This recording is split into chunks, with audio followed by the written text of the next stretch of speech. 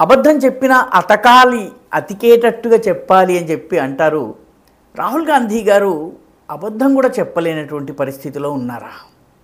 ఎందుకంటే ఆయన కాంగ్రెస్ పార్టీ యొక్క లీగల్ కన్వెన్షన్లో మాట్లాడుతూ రైతు చట్టాల విషయంలో తాను గొంతెత్తి మాట్లాడుతుంటే అరుణ్ జైట్లీ వచ్చి తనను బెదిరించారు అని చెప్తున్నారు. ఇందులో మొత్తం సమస్య ఒకటే. అరుణ్ జైట్లీ రాహుల్ గాంధీ కలిసింది 2018లో, రైతు చట్టాలు వచ్చింది 2020లో. అరుణ్ శౌరీ చనిపోయింది 2019లో.